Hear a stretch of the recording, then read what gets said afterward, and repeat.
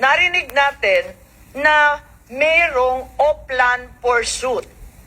Pakita na lang na inaamin at pinagmamalaki ni General Torre. Sabi niya, hindi ito spur of the moment. Huwag kayong maniwalang spur of the moment dahil matagal ko nang pinaplano ang Operation Pursuit. Ayan. Sige. Pwede natin ipakita. Ayan. Laksan lang po yung volume. Paano yung, kasi kailangan nyo po talaga siyang ilipad sa daig no matter what on that day. So paano po ibinabasa inyo ni PNP Chief Marbil na how did he say that to you? Na no matter what, we need to fly the former president to The Hague and we need to implement the ICC arrest warrant. Arrest him and bring him to The Hague. Yun lang. Simple as that. Arrest him and bring him to The Hague. Sagot ko lang, sir, bigyan mo aeroplano. O di ayos.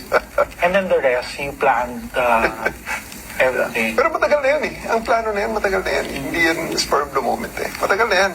And nagkataon lang na talagang yun, the opportunity arose. Ayan, maliwanag, may Operation Pursuit, sabi nga ni General Torre, matagal na yan. Hindi yan spur of the moment. Inutos ni General Marbil, ang Chief PNP, and the operation was planned as early as January 2025. So hindi natin pwedeng sabihin na madalian at waring nakita ko bit-bit ni General Torre nung pumunta siya dito sa first hearing dahil pinagmamalaki nga niya na napakakapal nung plano niya. Ang Oplan Pursuit 80 pages.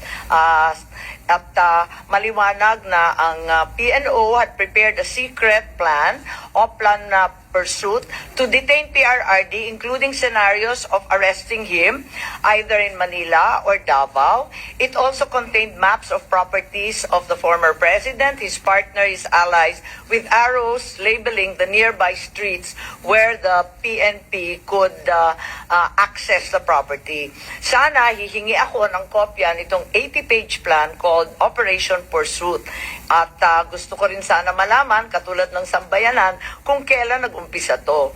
Dahil obviously, itong Operation Pursuit was concocted weeks, if not months before March 11. Panay ang sabi nila, nagulantang daw sila nung dumating nung March 11 ng umaga.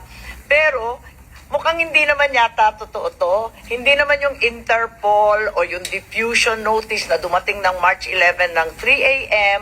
ang nag-umpisa nitong lahat. Kundi, nung nakaraang taon pa, Mayo pa lang, klarong-klaro na. Madam Chair, may I move that this committee issue a subpoena ducis tecum to the PNP to produce that document?